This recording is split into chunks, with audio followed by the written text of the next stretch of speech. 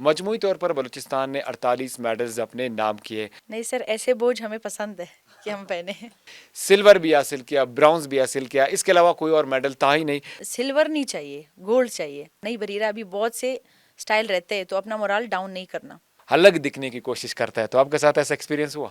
तो आगे है कि इंटरनेशनल चैंपियन बनूं, इंटरनेशनल जाऊं, खेलूं, बलूचिस्तान का नाम रोशन करूं।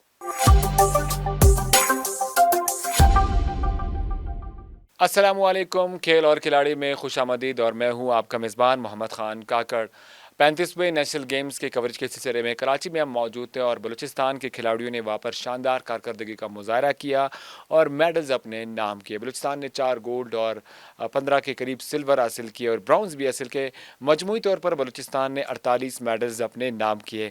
लेकिन इस नेशनल गेम्स की ख़ास बात ये थी कि बलूचिस्तान में जो 4 गोल्ड हासिल किए, वो 4 के 4 जो प्लेयर थे वो ख़वातीन खिलाड़ी थे जिन्होंने गोल्ड हासिल किया। बॉयज़ ने मायूस किया, इस बार गोल्ड नहीं लिया, लेकिन गर्ल्स ने इस बार छा गई और मेडल्स हासिल किया। और उन्हीं में से एक प्लेयर आज मेरे साथ स्टूडियो में मौजूद है जिन्होंने एक नहीं बल्कि 2 गोल्ड हासिल किए, सिल्वर भी हासिल किया, ब्राउन्स भी हासिल किया। इसके अलावा कोई और मेडल था ही नहीं, वरना वो भी ये हासिल करके ले आती और बलूचिस्तान के लिए सबसे ज़्यादा मेडल्स का जो एजाज़ है वो भी इनके नाम रहा। मीडिया पर भी इनका चर्चा काफ़ी रहा क्योंकि सबसे बेहतरीन कारकर्दगी का उन्होंने मुजाहरा किया। मेरे साथ मौजूद है बलूचिस्तान के लिए सबसे ज़्यादा मेडल्स जीतने वाली Bareera Shah. Bareera Shah, welcome to the show. Thank you sir.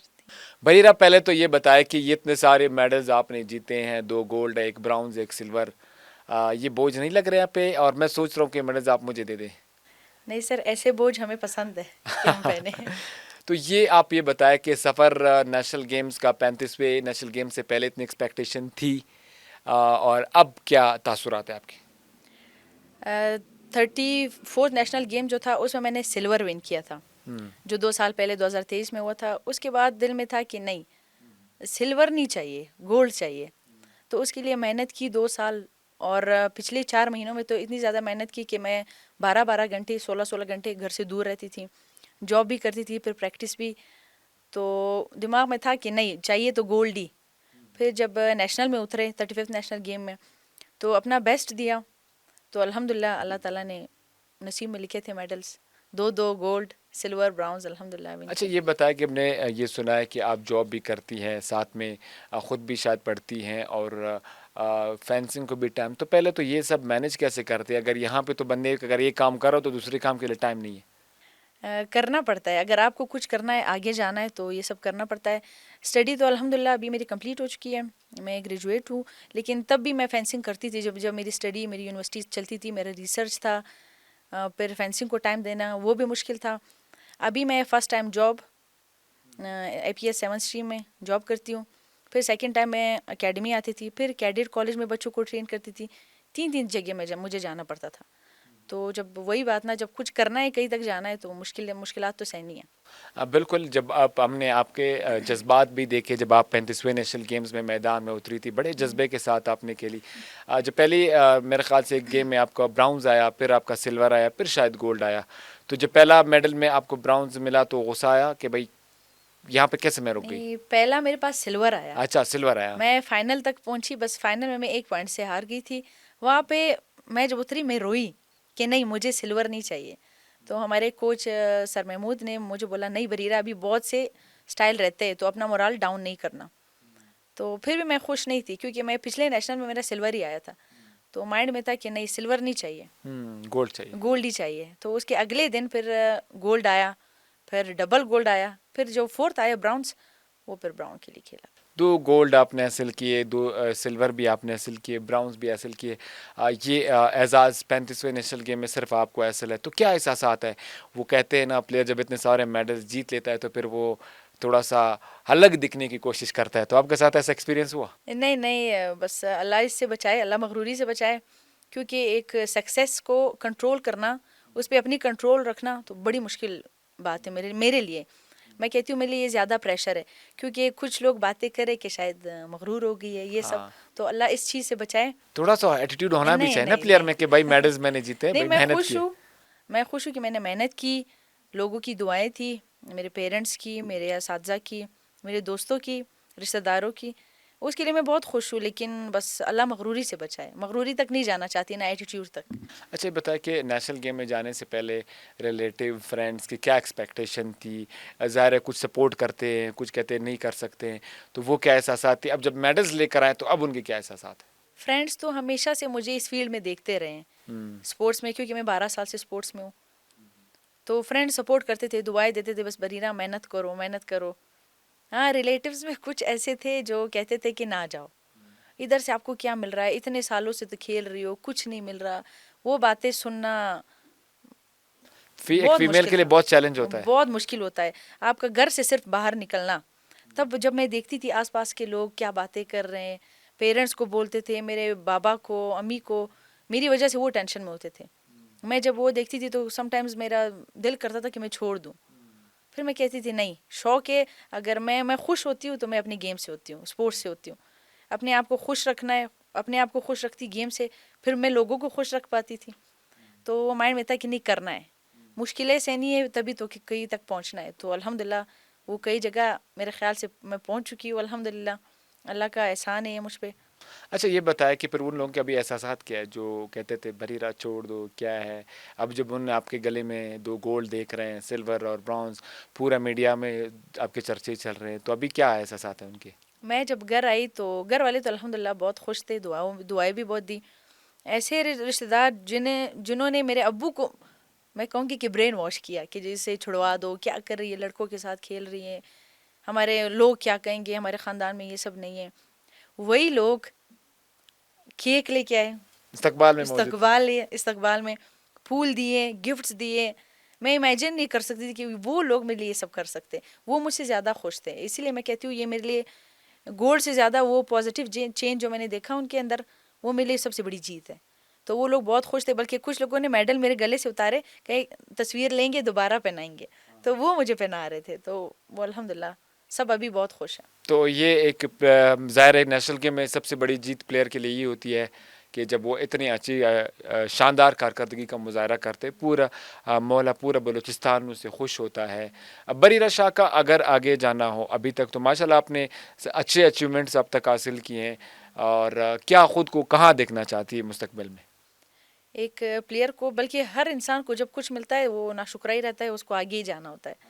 तो अभी तो नेशनल चैंपियन बनी हूँ, तो आगे है कि इंटरनेशनल चैंपियन बनूँ, इंटरनेशनल जाऊँ, खेलूँ, बलूचिस्तान का नाम रोशन करूँ। तो अगर आप फेंसिंग के अलावा आप कौन सा गेम खेलती है ज़्यादातर जो आपको पसंद है? अभी नहीं खेलती। पहले क्या खेलती? पहले मैं 12 साल स्पोर्ट्स में रही हूँ, हर गेम खेला है तकरीबन। 12 साल बाद आपको समझ आया कि नहीं एक नहीं गेम नहीं, खेलना है? 12 साल बाद नहीं, फेंसिंग वाला भी मैंने इसी में ऐड किया। हाँ। तो 4.5 साल पहले हमारे कॉलेज में कैंप लगा फेंसिंग का। पहले पहले तो मुझे अजीब लगा, क्योंकि ऐसे गेम है जो पहले आप देखो आपको अजीब ही लगता है, अजीब लगता है जिनको नहीं पता होता है, जिनको नहीं बिल्कुल। पता होता। तो मैंने कहा टीचर ये कैसा गेम है, मुझे नहीं जाना। टीचर मुझे ज़बरदस्ती लेके गई। तो बस उसके बाद जब मैं गई फिर मैं वापस आई नहीं, बाकी सारी गेम्स मैंने छोड़ दिए। तो अभी प्रोफेशनली मैं फेंसिंग ही खेलती हूँ मेडल अल्हम्दुलिल्लाह। जीतने की आपको ज़ाहिर है खुशी होगी, आपके अलावा फैमिली में या दोस्तों में सबसे ज़्यादा खुशी किसकी है जिसका आप नाम लेना चाहें कि उनको सबसे ज़्यादा खुशी हुई आपके मेडल जीतने से? मेरी अम्मी को, मेरे अब्बू, मेरे भाई जो मेरे साथ गए थे नेशनल गेम्स में, वो जो कभी कभी बोलते थे कि छोड़ दो, वो भाई अब कहता है मैं आपके साथ हूँ, चलो आपने खेलना है अभी? खेलना है। मेरी बहनें अल्हम्दुलिल्लाह सब बहुत खुश है, सब। मेरे दादा अल्लाह सलामत रखे, वो सब खुश है। कुछ लोग एक्सप्रेस करते, कुछ लोग नहीं करते। तो जो नहीं करते उनमें मेरे वालिद भी आते हैं, वो नहीं बोलते ज़्यादा, लेकिन मुझे पता है कि उनको, उनके दिल में भी होगा, उन्हें फ़ख्र होगा कि मेरी बेटी ने गोल्ड विन किया, वो जीत के आई है। और अम्मियाँ तो बिल्कुल। दोस्ती ही होती है, वो तो बहुत कहती है, वो अभी तक खुश है, बरीरा मैं बहुत खुश हूँ, मैं बहुत खुश हूँ। तो मेरी फैमिली बहुत खुश है अल्हम्दुलिल्लाह। नेशनल गेम में सबसे अच्छा लम्हा और सबसे बुरा लम्हा दोनों कौन से थे आपके लिए, जो आपको सबसे अच्छा लगा और जहाँ पे सबसे ज़्यादा मायूस भी हुए? दो ऐसे लम्हात अगर आप इस 35वें नेशनल गेम्स की बताएं। जो सबसे बुरा था वो ये था, जब मैं पहले इस टाइम में फाइनल तक पहुंची, वहाँ पे मैं 1 पॉइंट से हार गई थी। वो मेरे लिए सबसे बुरा लम्हा था, क्योंकि वहाँ पे मुझसे ही कुछ, वो नैनो सेकंड बोलते हैं, नैनो सेकंड की गलती मुझसे हुई थी, वरना आज 3 सेकंड की गोल्ड भी नहीं। होते। वरना गोल्ड मेरे 3 होते, बस वो मेरे नसीब में नहीं था। शायद सामने वाली ने मुझसे ज़्यादा मेहनत की हो, या अल्लाह ने कहा कि वेट, आपके लिए आगे गोल्ड है, वो वाला सीन था। और सबसे अच्छा, जब मैं एक मैच मुझे लगा कि मैं हार रही हूँ, उस लड़की को, सामने वाली लड़की को 2 पॉइंट चाहिए थे और मुझे 9। वहाँ पे जब मैं उठी वो गेम, मैं कह रही हूँ मुझे अभी भी समझ नहीं आ रहा वहाँ मैं कैसे उठी। बस वो शायद दुआएं थी, वो उसके मोमेंट 2 जब मैं पॉइंट्स नहीं पूरे हुए, आपके 9 हो गए। 9 हो गए। और जब मैं पिच से उतरी मेरा सर इतना खुश था, मेरा भाई, हमारे सेक्रेटरी सर कासिम, वो सब, उन सब की आंखों को जब मैंने देखा वो ऐसी चमक रही थी ना कि मैंने कहा यार बस गोल्ड क्योंकि लेने। पहला हालांकि गोल्ड वो आपका गोल्ड था। वाला नहीं था, वो गोल्ड वाला मैच था ही नहीं, वो फर्स्ट मैच था। तो जब मैंने उनकी आंखों को देखा, वो चमक जब देखी, मैंने कहा नहीं बस गोल्ड लेना है, गोल्ड उठाना है। तो अल्हम्दुलिल्लाह उठा लिया। लड़की के लिए बीइंग एज अ स्पोर्ट्स खेलना कितना चैलेंजिंग होता है? बहुत ज़्यादा होता है, फिर हमारे जैसे पठान घरानों के लिए तो बहुत ज़्यादा होता है, क्योंकि ये कोई सपोर्ट नहीं करता। सब ये कहते हैं कि लोग क्या कहेंगे, ये लोगों की बातों से निकलेंगे तो कुछ करेंगे। तो मुश्किल बहुत ज़्यादा रहा है, बहुत ज़्यादा मुश्किलें सही है। वैसे अगर मुश्किलें नहीं सहते तो फिर इसकी कदर भी ना होती गोल्ड की, और ना ही मेहनत करते। तो ये बात मुश्किलें बहुत बताओ, होती मैंने बाकी भी जो प्लेयर्स हैं, मैं नेशनल गेम में जब कवर कर रहा था कराची में तब भी वहाँ पर पूछता था, जब कोयटा आया हूँ तब भी पूछता हूँ, ये लड़कों को क्या हुआ गोल्ड नहीं लाए? लड़कियों ने गोल्ड कैसे लाए? 4 गोल्ड, 4 के 4 लड़कियाँ, बरीरा शाह उनकी टीम, नसरीन का आया, इसके अलावा शुमाइल का आया, ये बाकी लड़कों को क्या हुआ था? ये हमें भी समझ नहीं आ रहा, क्योंकि पहले अगर बलूचिस्तान फेंसिंग से जाना जा रहा था तो उनके बॉयज़ का नाम सुन के हाँ। लोग डर जाते थे, फेंसिंग के बलूचिस्तान के बॉयज़।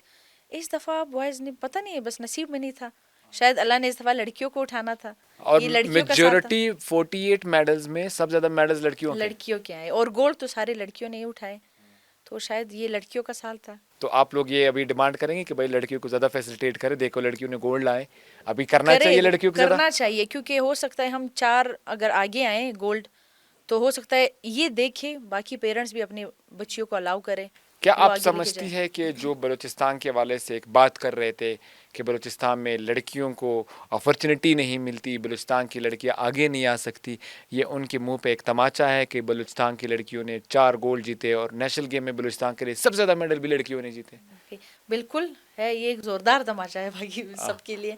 लेकिन एक ऐसा बंदा भी होना चाहिए जो आपको वो प्लेटफॉर्म दे। बिल्कुल। वो हमारे लिए हमारे सेक्रेटरी सर कासिम थे, जिन्होंने हमें वो प्लेटफॉर्म प्रोवाइड किया, वो हमें मिला। अगर वो नहीं होता तो शायद मैं भी ना होती इस जगह पे। फिर हमारे कोच सर महमूद, हमारे छोटे भाई हैं, उन्होंने हमें ट्रेन किया। बाकी को भी उनके कोच वगैरह ने ट्रेन किया होगा, लेकिन मैं अपना सब कुछ अगर डेडिकेट करूँ तो हमारे सर कासिम को करूँगी, क्योंकि हम, उन्होंने हमें वो प्लेटफॉर्म दिया था। बिल्कुल, बरीरा शाह हमारे साथ मौजूद थी जो कि बड़ी टैलेंटेड प्लेयर हैं और गोल्ड हासिल की, 2 गोल्ड, सिल्वर और ब्रॉन्ज़, और 35वें नेशनल गेम में बलूचिस्तान के लिए किसी भी इंडिविजुअल प्लेयर की सबसे बेहतरीन कारकर्दगी जिसे कहते हैं मैन ऑफ द टूर्नामेंट, तो वो एजाज़ भी इनको जाता है और सबसे ज़्यादा मेडल्स इन्होंने जीते। जाते जाते बलूचिस्तान की लड़कियों के लिए और जो खेलना चाहती है, जो आगे आना चाहती है, जो खेल रहे हैं, उनके लिए क्या पैगाम देना चाहेंगी? बस लड़कियों के लिए यही पैगाम है कि मेहनत करें। अगर लोग कुछ कहते हैं वो सुन ले, वो सुनेंगे तो आगे जाएंगे। जब गिरेंगे तो गिरने के बाद बैठे नहीं वहीं पे, उठे और बल्कि दौड़ना शुरू करे, उसके बाद चले नहीं, दौड़े। तो मेहनत कीजिए।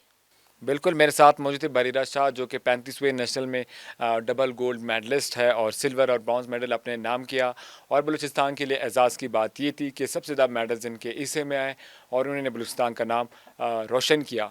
नज़रबां बलूचिस्तान के प्रोग्राम खेल और खिलाड़ी का मकसद भी यही है कि ऐसे टैलेंटेड प्लेयर्स को आगे लाएँ।